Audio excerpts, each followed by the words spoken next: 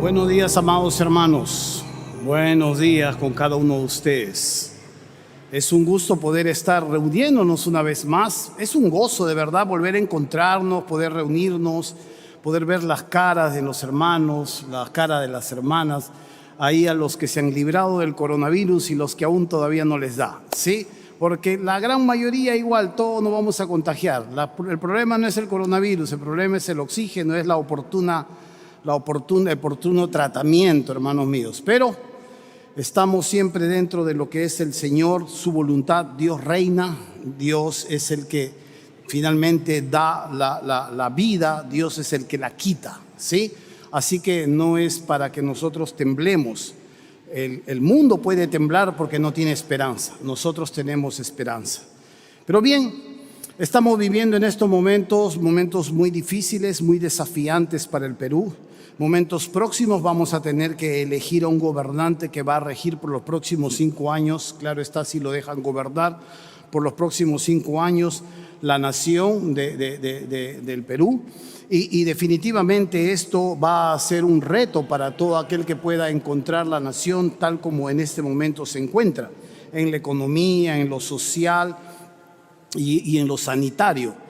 Pero es interesante poder ver que necesitamos entender más claramente cómo está en este momento la nación. Tenemos definitivamente dos vertientes, dos columnas que probablemente no estamos tomando mucha atención o de repente usted ya lo maneja. Una de estas columnas es el progresismo y la otra columna es el conservadurismo. El progresismo tiene que ver muchísimo con el progreso, con la adquisición, con el avance.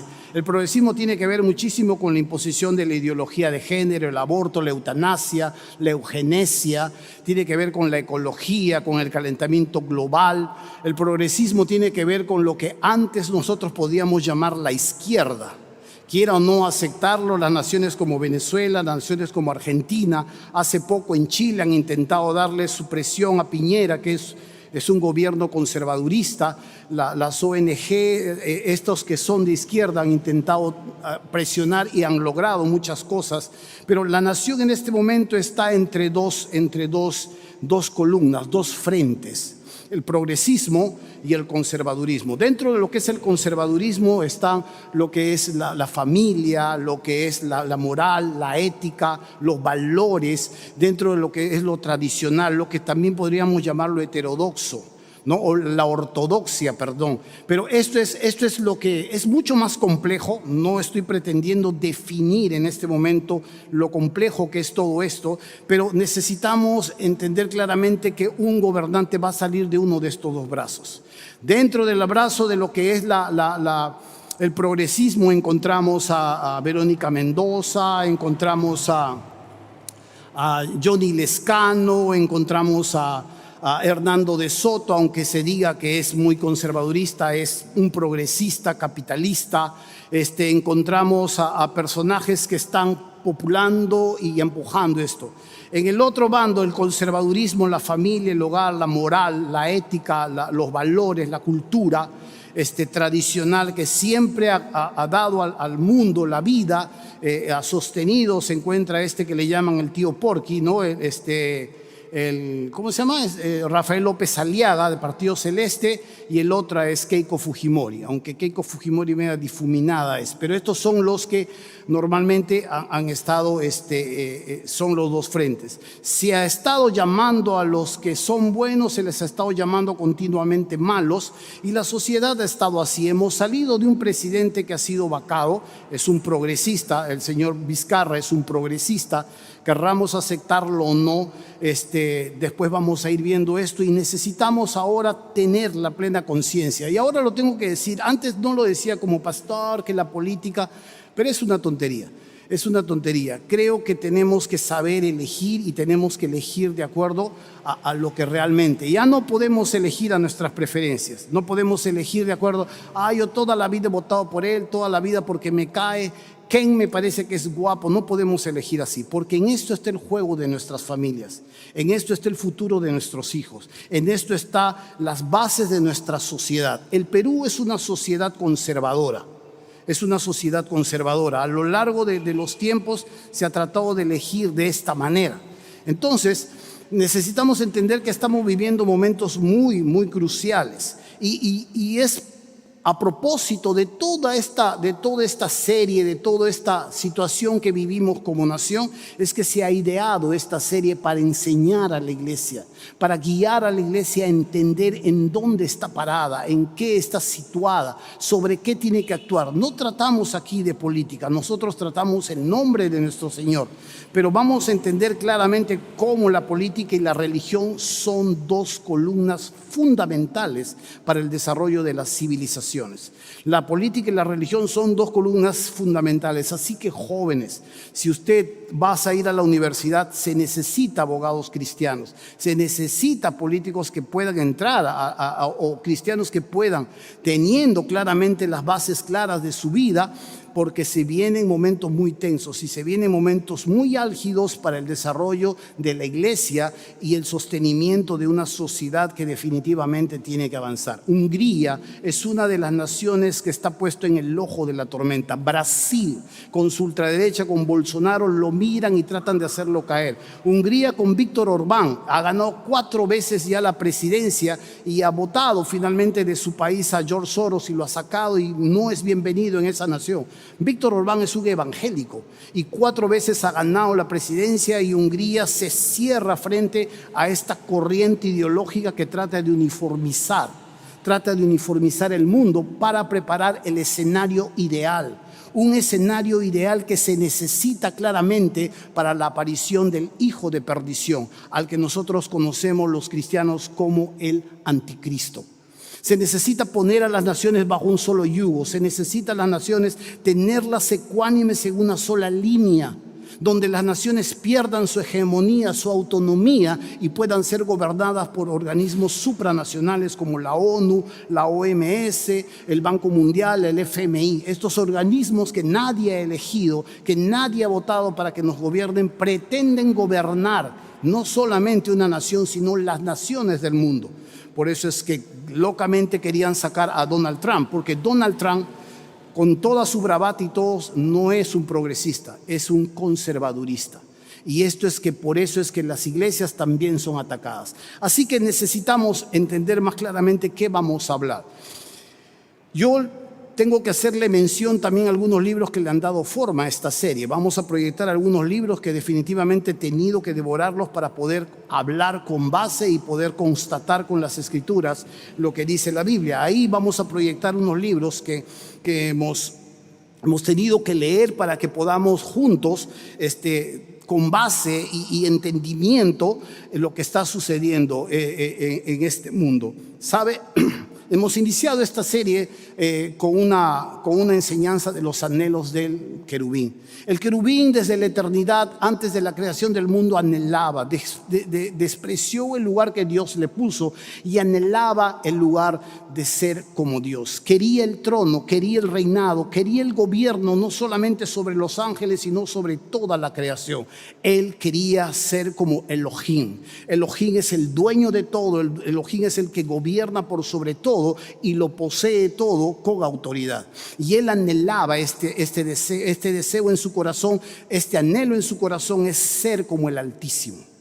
Esto no se quedó solamente allí, porque cuando vemos, luego lo encontramos en el huerto del Edén, tratando de introducir este mismo deseo, esta misma mentira en el corazón del ser humano. Y dialogando con Eva, le vende la misma idea de poder ser como el Altísimo. No, le dice, puedes tomar de ese árbol, así que lo que pasa es que sabe Dios que el día que tú comas de ese árbol, le dice, vas a ser como el Altísimo, seréis como el Altísimo, le promete. Y Eva, seducida por sus sentidos, ve que esto puede ser favorable y puede alcanzar los mismos estándares, las mismas alturas de ser también como el Altísimo, como Elohim.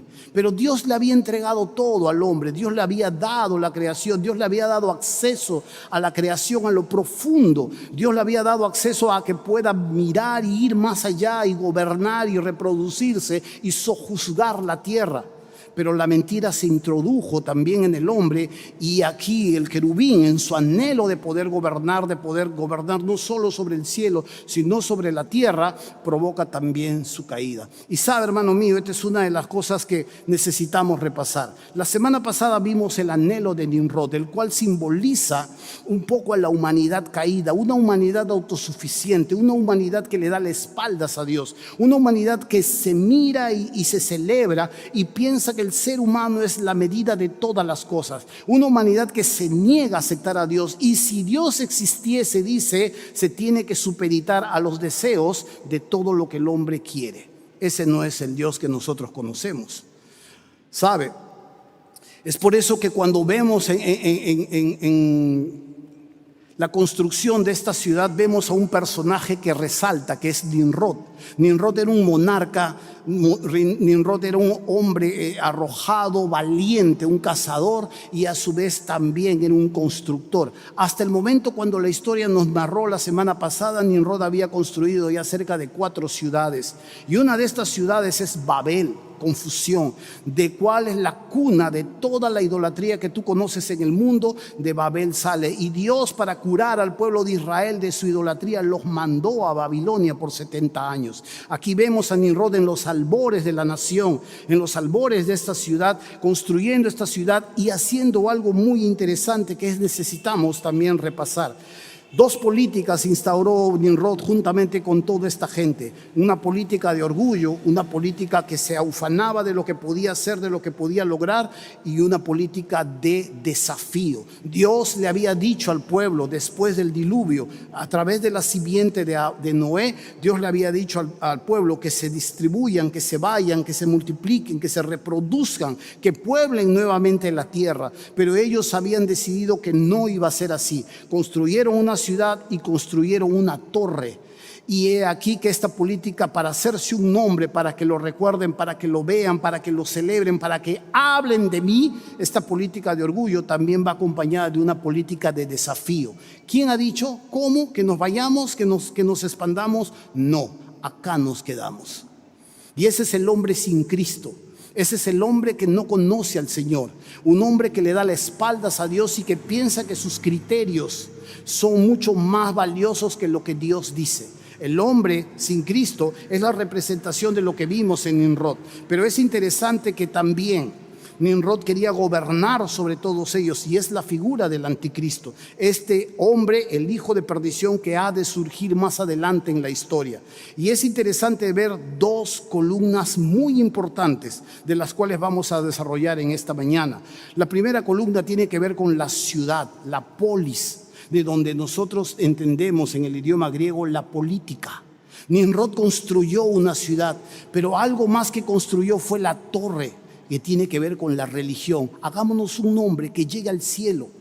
Los zigurats, o estas torres que se construían, están alrededor del mundo. Por todo el planeta están estos zigurats. Algunos están hasta sumergidos en agua. Y estos zigurats prefiguran la adoración hacia los dioses. Se construían para que los dioses pudiesen descender y el hombre pudiese alcanzar a los dioses. Es la religión satánica del poder, la religión satánica de la iniciativa, del mérito propio, del esfuerzo humano. Y aquí vemos 2 columnas importantes sobre las cuales Nimrod quería gobernar a toda esta humanidad: la política y la religión. Estas 2 columnas son muy importantes, y esto es lo que está buscando en este momento lo que hoy conocemos como la civilización de la muerte.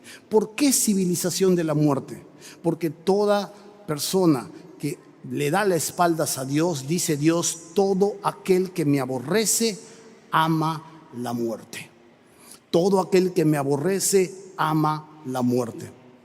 Y es aquí lo que, por eso es que vemos aquí estas dos figuras muy importantes: la política y la religión. Este misterio ha sido frustrado a lo largo de los siglos. Continuamente Dios, con su gracia común, ha estado deteniendo este misterio. Esto podía echar a perder, si Dios no los dispersaba, podía echar a perder el misterio de la redención. porque a su vez también Dios pone en uso todo su andamiaje, toda su estructura, su sistema para rescatar al hombre. Estamos hablando de los albores de la civilización. Y Dios tuvo que dispersar a estas criaturas y seguir Él con su propio plan para luego reunirlas. Cuando uno mira Pentecostés, ahora están reunidas pueblos y de toda lengua y de todas naciones, como vamos a ver también en el Apocalipsis, hablando de las maravillas de Dios. Y ya no hablando sus propios planes, ya no hablando de sus orgullos, ya no hablando de su desafío, sino todos, dice, los escuchábamos hablar las maravillas de Dios en el día de Pentecostés. Y es hermoso poder ver que cuando lleguemos al Apocalipsis también vamos a encontrar de toda etnia, de toda nación, de toda raza, de todo linaje de la tierra delante del Cordero. Amén. Y esto es lo maravilloso de lo que hoy estamos estudiando. ¿Sabe?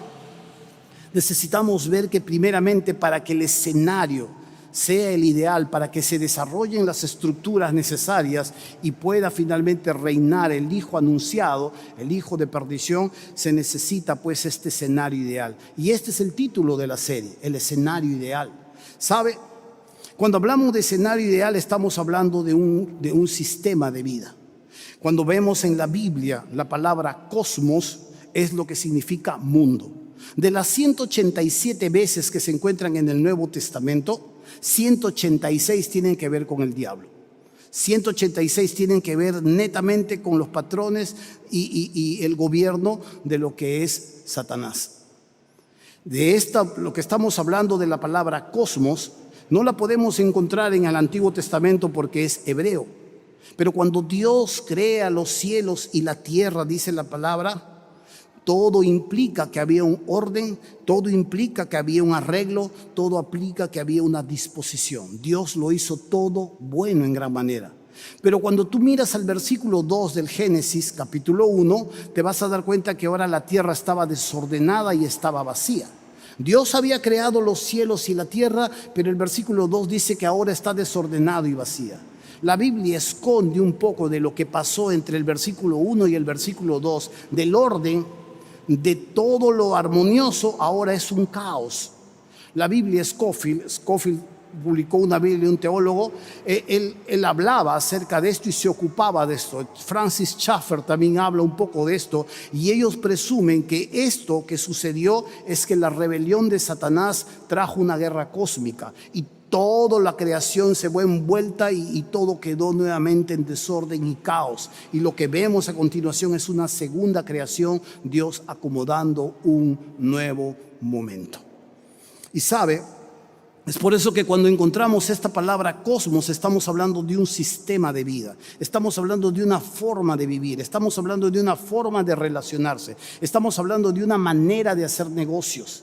Y usted no puede comparar un negocio cristiano con un negocio de personas que no conocen a Cristo. La coima puede ser normal, en el argot criollo que es cerrarte, no pagarte y tirarte cabeza en el argot criollo, y un cristiano tiene que vivir de una manera. Las relaciones son distintas, la manera del matrimonio, la crianza de los hijos, todas son distintas, pero el cristiano, quiera o no entenderlo o quiera o no aceptarlo, vive dentro de este cosmos. Por eso quiero desarrollar 3 versos claves que vamos a mirar. Y cuando usted encuentre la palabra mundo allí, en estos 3 versículos que vamos a ver, cuando usted encuentre la palabra mundo, aquí Dios se está refiriendo al cosmos, o mejor, al sistema de vida de este planeta. Vamos al primer texto. En Primera de Juan, capítulo 4, versículo 9. Primera de Juan, capítulo 4, versículo 9. Dice así. Primera de Juan, capítulo 4, versículo 9, dice así. En esto se mostró el amor de Dios para con nosotros. En esto se mostró el amor de Dios para con nosotros, en que Dios envió a su Hijo unigénito, ¿a dónde dice? Al mundo, el cosmos, para que vivamos por él. Cuando hablamos de la palabra cosmos, no estamos hablando del firmamento, no estamos hablando de las estrellas ni de los soles, estamos hablando de un sistema de vida. Y aquí lo que nos muestra la revelación del amor de Dios es que Dios envía a su Hijo, el cual toma forma humana, y dentro del escalafón más bajo de la sociedad humana toma forma de siervo. Y dentro de siervo se introduce al cosmos, una sociedad de espaldas a Dios. Por eso es que cuando está delante de Pilato, Pilato le dice: ¿sabes que yo tengo autoridad para librarte o tengo autoridad para ejecutarte? No, le dice. ¿Y no te defiendes? No, le dice. Mi reino no es de este mundo.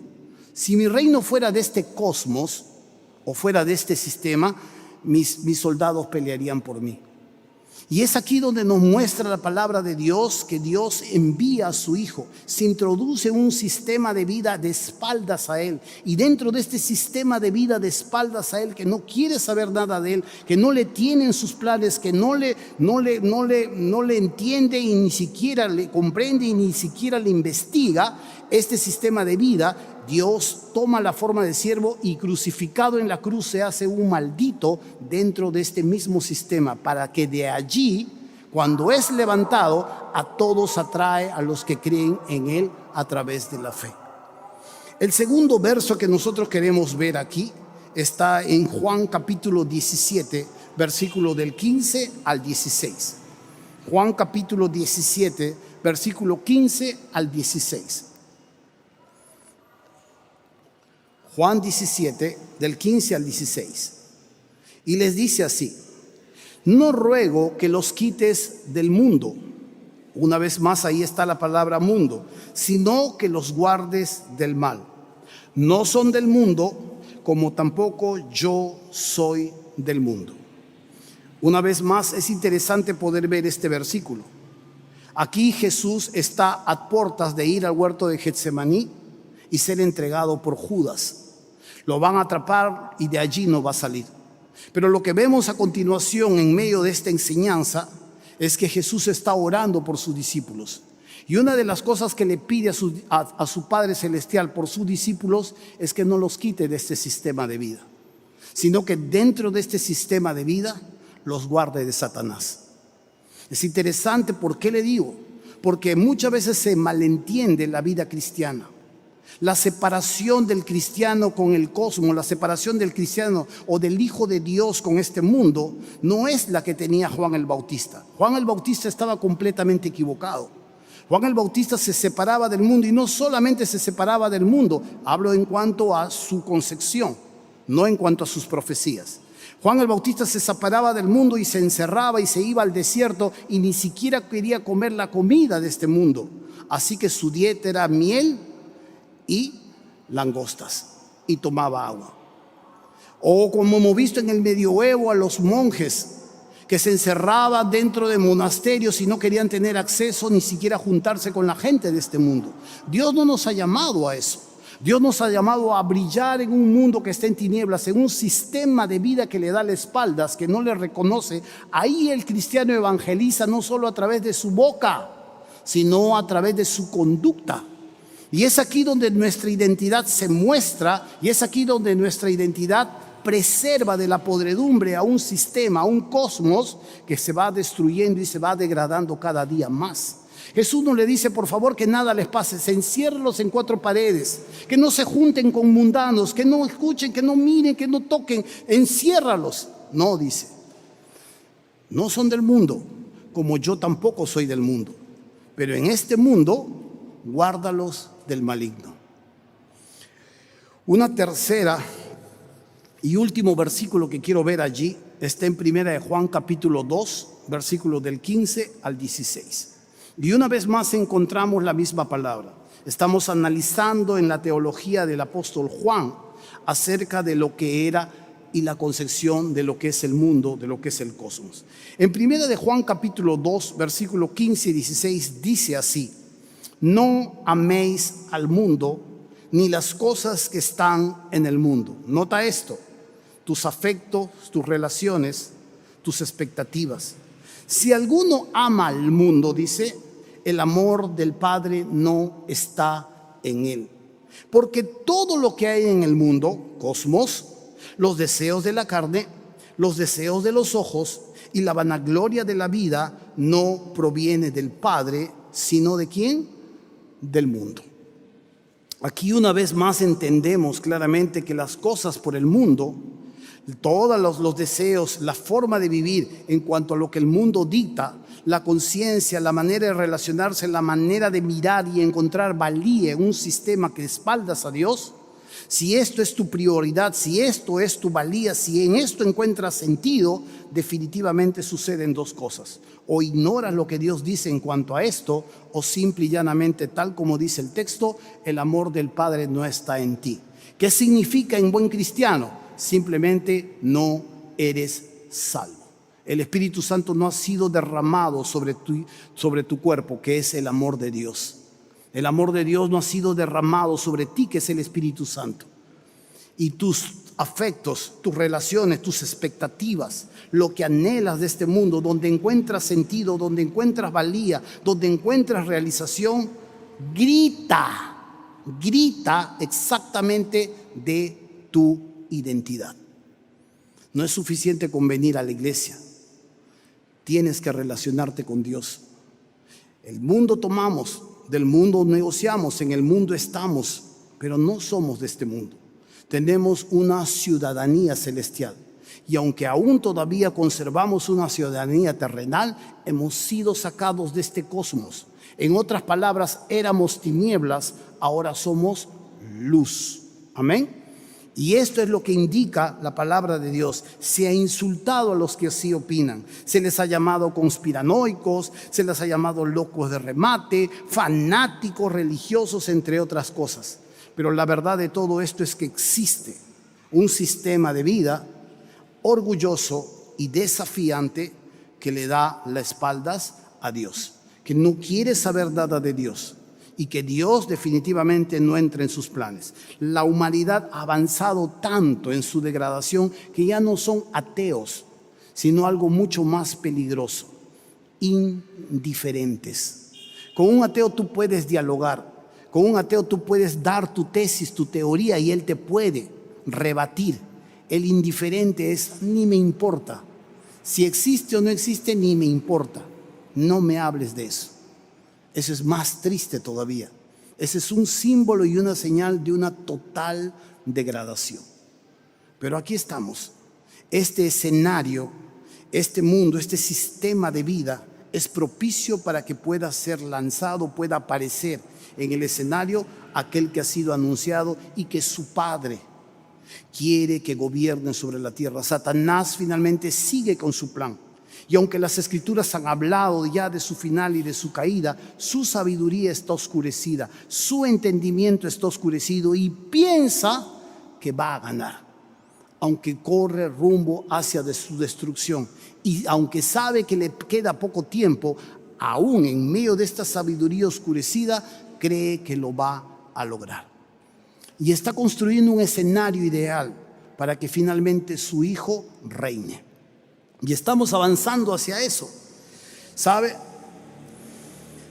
Cuando miramos este plan que está tratándose de poner un escenario ideal, vamos a primero mirar que hay un grupo de personas, no solamente es una élite o millonarios, sino hay un grupo de organizaciones supranacionales. Estamos hablando de organizaciones que no tienen origen solo en un país, sino que pertenecen a todos los países, que tienen poder, que tienen asociación, que tienen hegemonía sobre muchos países. Y ellos están queriendo lograr uniformizar,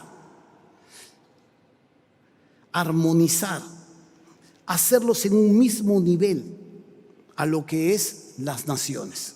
Quitarles de su autonomía, quitarles de su gobierno y, tal como dice César Vidal en uno de estos libros que hemos presentado, hacerlos solo protectorados. Protectorados que se puedan ocupar de alguna de estas cosas. Uno de estos ejemplos podría ser como Babilonia. Babilonia invadía o Roma invadía y dejaba algunos reyes ahí, pero estos reyes no decidían muchas cosas. Roma decidía finalmente lo más urgente, o Babilonia decidía finalmente todo lo que se veía. Ellos veían algunos pleitos por acá, alguna cosa por acá, pero el que tenía el poder verdadero estaba arriba.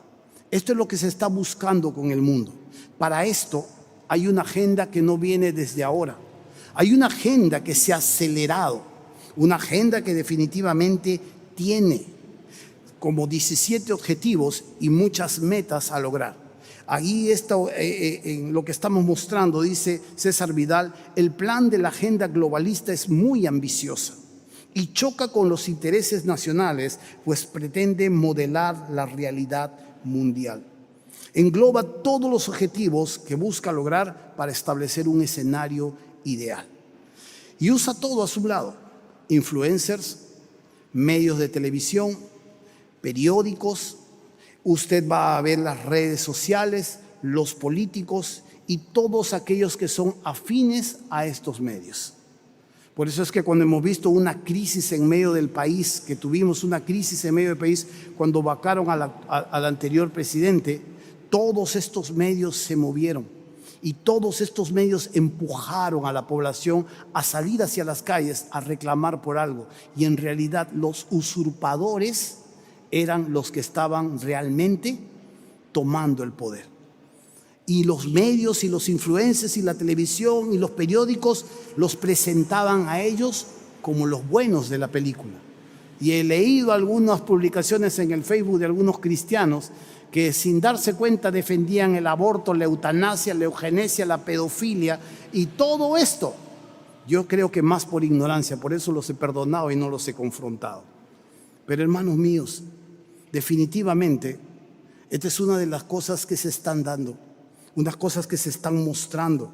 Esta agenda global definitivamente quiere acabar con las naciones como entidades independientes y soberanas y convertirlas en protectorados, reducir drásticamente la población.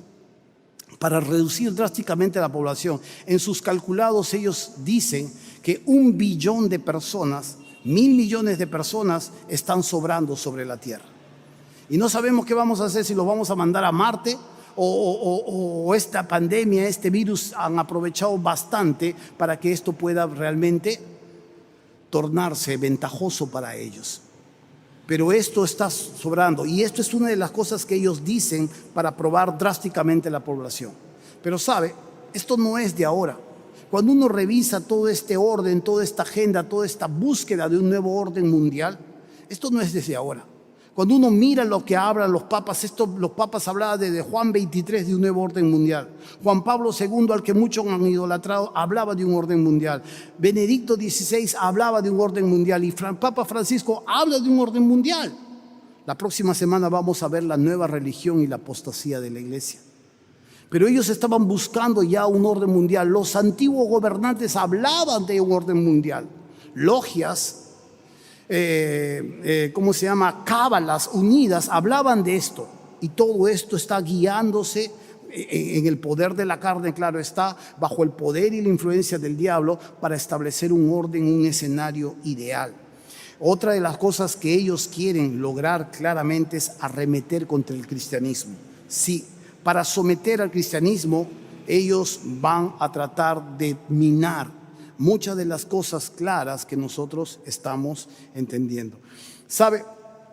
Por eso es que cuando entramos en la pandemia, para mí fue algo muy penoso y a la vez me enojó bastante ver que en medio de la pandemia el presidente cita a los entes religiosos para orar por el país. Y ahí cuando se paran a orar por el país, toma la palabra un chamán, un brujo. Toma la palabra una especialista en espíritus amazónicos. Toma la palabra un budista. Toma la palabra un hinduista. Yo digo, este señor Vizcarra se está burlando enormemente de Dios. Yo no creo que quedará impune este hombre. No había ni siquiera un católico y ni siquiera un evangélico. Pero era una burla abierta, un desafío abierto al Dios de los cielos. La población, no sé si lo habrán notado o no. No sé si esto les habrá movido a celo o no. Pero esta es una de las cosas que sucedieron y aún siguen sucediendo. Por eso es que tienen algunos caballos de batalla. Y uno de estos caballos es lograr esta Agenda 2030. Hasta el 2030 piensan lograr 17 objetivos. Y tiene que ver muchísimo con la familia, tiene que ver muchísimo con estas cosas que nosotros llamamos derechos de los más débiles. y tiene que ver muchísimo con reducir la población, tiene que ver muchísimo con el calentamiento global, que es parte de lo que será la próxima religión de este mundo. Pero otro segundo caballo de batalla, un segundo caballo de batalla es la ideología de género. Me gustaría que lo puedan estar proyectando. Esta ideología de género, cuando usted mira allí a esta persona no sabiendo exactamente qué es, lo que pretende la ideología de género es negar el hecho biológico de una persona. En buen cristiano, para resumir más claramente, una persona que va a recibir un bebé en sus brazos, una partera, o un médico que va a recibir en sus brazos a una criatura, o la va a sacar en base a una cesárea, a simple vista puede saber claramente si es mujer o es varón. Puede saber si es sexo femenino o sexo masculino. La ideología de género dice no. Este hecho biológico es solamente una construcción que se ha hecho de manera política. La gente que va a definir su identidad, la gente que va a definir su sexo, lo tiene que definir ellos mismos. Y esto, para resumir más claramente todo esto, se lo van a ellos a enseñar a la gente. E introducen en los colegios, introducen en las universidades, nos bombardean con programas para nuestros hijos, nos bombardean subliminalmente con cosas que de alguna manera van minando, van metiendo en la cabeza. Se quiere reducir drásticamente la población. ¿Les interesa los más débiles? No está en sus planes esto. Pero esta ideología de género es una vieja ideología que quiero mostrarle ahí, que es del comunismo. Esta vieja ideología propone algo muy interesante. Dice Vladimir Ilich Ulyanov. Si no está proyectado ahí, bueno, yo la voy a leer. Ellos dicen así: usaremos a los tontos útiles en el frente de batalla. Merino no me representa, dice, vamos a las calles, los tontos útiles. Incitaremos al odio de clases. Destruiremos tres cosas: su base moral, la familia y la espiritualidad. Tres cosas: su base moral, la familia y su espiritualidad. Aquí tiene que ver la iglesia, tiene que ver la familia, tiene que ver la cultura que toda una vida nos ha sostenido y ha construido una sociedad segura. ¿Y qué más dice? Nota aquí: comerán las migajas de nuestras mesas, el Estado será Dios. Por eso el bono de 600, el bono 800, en Argentina los paquetes de comida, en Venezuela la comida, la gente haciendo cola. El Estado es el Dios, dice. Ellos tienen que comer de nuestras mesas. Ellos tienen que comer de nuestras mesas. Vamos a destruir, vamos a cambiarlo todo. Vamos a revolotear, vamos a hacer todo esto de una manera completamente distinta. Vamos a trastocarlo. Y es aquí donde un Estado paternalista, un Estado de bonos, un Estado que reparte cajas de alimentos, un Estado que en lugar de crear puestos de trabajo crea mendigos, estatiza. Y la gente se acostumbra a levantar solamente o a estirar la mano. Pero eso es lo que quieren.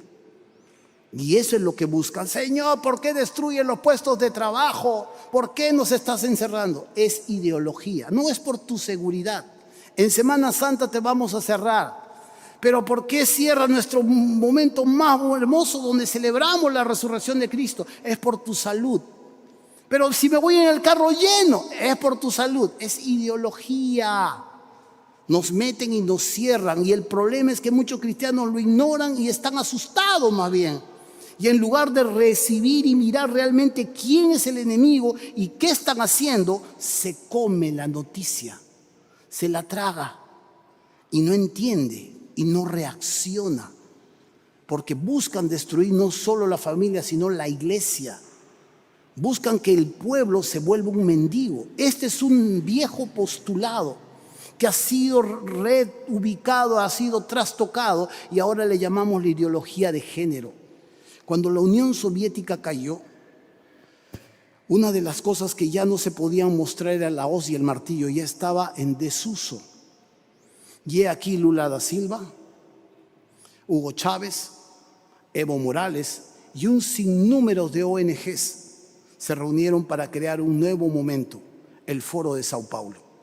Esto es lo que a veces no conocemos. Y como ya no podían agarrar al proletariado y como ya no podían estatizar, empezaron a mirar a otras masas, a las masas desamparadas, los homosexuales, los travestis perseguidos, la gente incomprendida. Y ellos serán ahora los que lucharemos por sus derechos. ¿Tú crees que interesa a ellos estas personas? No les interesa. Necesitan una disculpa, necesitan un soporte para poder uniformizar y poder introducir estas ideología destructora. Hermanos míos, por eso es que en este medio de esta serie necesitamos hablar un poco de estas cuestiones. No lo ignoramos probablemente, tal vez, lo escuchamos. Por eso es que en medio de estas elecciones hay dos grupos. Los progresistas, que aunque se hable de progreso, nos llevan hacia esta ideología. Y hay partidos claros en cuanto a esto, partidos claros. Y tiene que saberlo para saber elegir, para saber entender más claramente esto. ¿Quiénes son estos?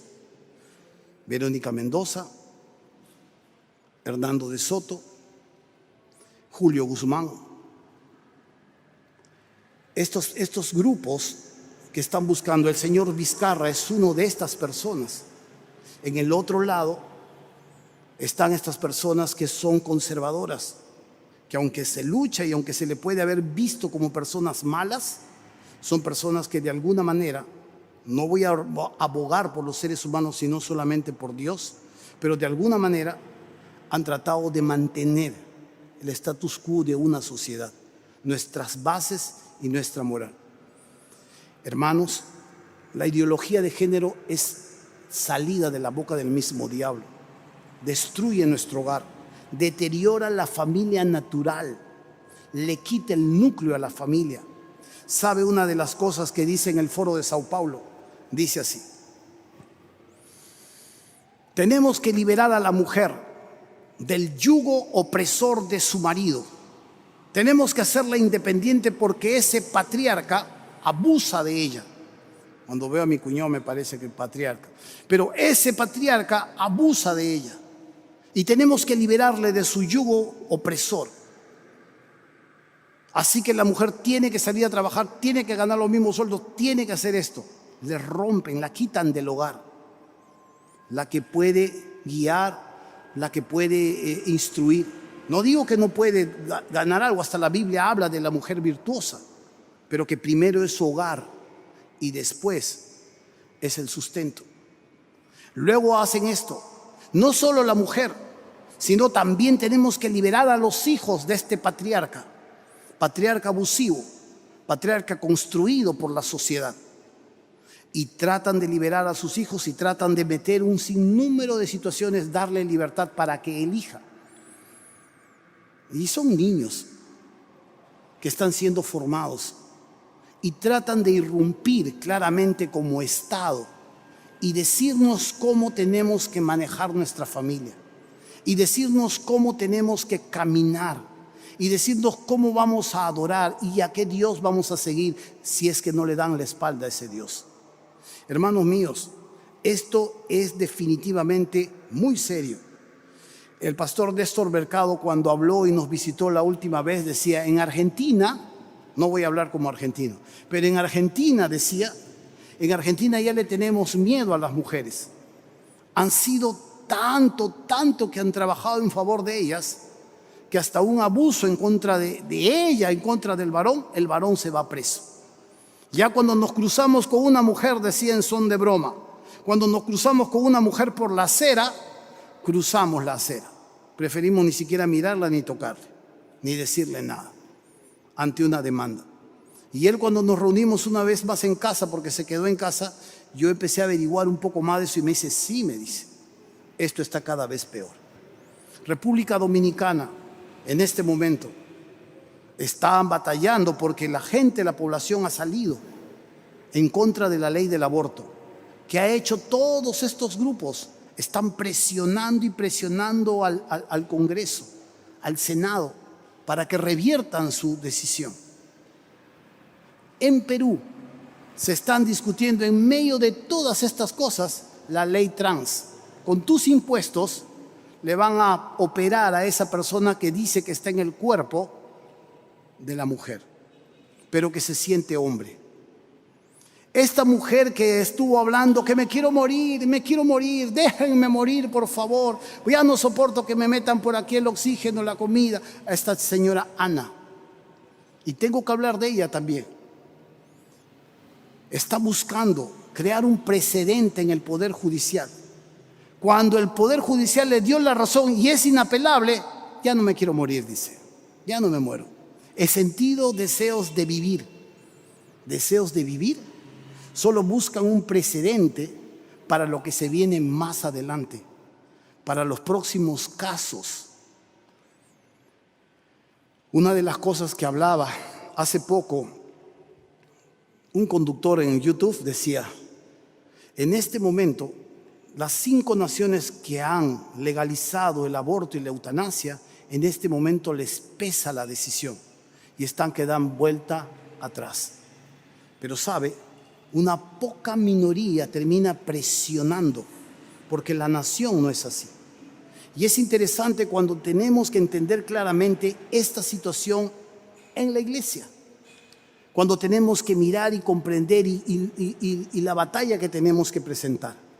Definitivamente nosotros no somos de este cosmos, no somos ni progresistas y ni siquiera somos conservadores, somos hijos de Dios. Y lo que nos gobierna es la palabra del Señor. Tenemos una ciudadanía celestial, pero necesitamos urgentemente ubicarnos en una posición. Y desde esa posición aliarnos con las personas que fomentan la vida, defienden la vida. Y desde esa posición hacer un bloque. Porque esto es una de las cosas inexplicables. La iglesia mira, le cierran, hay que someternos a la autoridad. Y te están cerrando y te están cambiando tus hábitos. Y te están volviendo flojo. Y te están cambiando la vida que tú llevabas antes. Y le tenemos más miedo al virus y le tenemos más miedo a las cosas. Y nos olvidamos que aquí, guardando las distancias y teniendo el protocolo correcto, no nos contagiamos. Y si nos hemos contagiado en otros lugares, pero no aquí en la iglesia. Hermanos míos, la próxima semana vamos a seguir avanzando un poco más en este tema. ¿Está la iglesia preparada para este gran desafío? ¿La iglesia siempre ha entrado a desafíos de manera continua? Sí. ¿Está la iglesia preparada en este tiempo? Probablemente no. Cuando uno mira los programas, a veces de jóvenes o a veces de los niños, es diversión, es alegría, es humanismo. Cuando miro las iglesias que me recomiendan a veces algunos pastores para que vea, es humanismo puro. Tú eres el centro, tú eres especial. Dios te ha hecho especial. Y es humanismo puro. Dios queda un lugar. Y es el hombre el que finalmente es adorado, es celebrado. Escucha las canciones de este tiempo. Dios prácticamente tiene una deuda con el hombre para hacerle feliz y bendecirle continuamente. Hermanos míos, ¿está la iglesia preparada para este tiempo? Yo creo que no. Yo creo que muchos de nosotros en algún momento vamos a apostatar. Yo creo que en algún momento los que no están preparados van a elegir una religión más cómoda. Y la próxima semana vamos a ver un poco de eso. Y vamos a entender claramente que necesitamos capacitar a la iglesia, preparar nuestros corazones. Necesitamos los padres tomar la batuta del hogar, la guía de nuestros hijos, pasar un poco más de tiempo con ellos y entender más claramente, vigilar qué están viendo y qué no están viendo. Y necesitamos claramente formar generaciones que van a tener que hacer frente y van a tener que sobrevivir en un mundo que cada vez más va a ser adversos a ellos. Se está forjando un escenario ideal para que pueda reinar y ejercer autoridad el hijo de perdición, al que nosotros conocemos como anticristo. Se busca uniformizar, alinear y quitar la independencia y la autonomía de las naciones y dársela a organizaciones que nadie ha elegido y que nadie ha puesto a gobernarnos. Se está petardeando las bases de nuestra cultura, la familia, la moral y la espiritualidad. ¿Cómo estamos respondiendo a ello? ¿Cómo estamos tomando conciencia de lo urgente que son las cosas? ¿En dónde estamos? ¿En qué estamos situados? ¿Cuál es nuestro centro de conversación? ¿Dónde están nuestros intereses? ¿Estamos entendiendo claramente que vivimos tiempos finales y que pronto nos vamos a casa? ¿Estamos entendiendo que la misión que tenemos como sal y como luz en medio de un mundo en tinieblas realmente se está descuidando por otras cosas que tal vez pueden ser buenas, pero no van con la misión de Dios? Es necesario reflexionar un poco en cuanto a lo que está sucediendo en estos tiempos. Por ahora, vamos a culminar este momento, vamos a ponernos de pie, vamos a orar y la próxima semana vamos a continuar con esta enseñanza que tenemos a lo largo de las próximas semanas.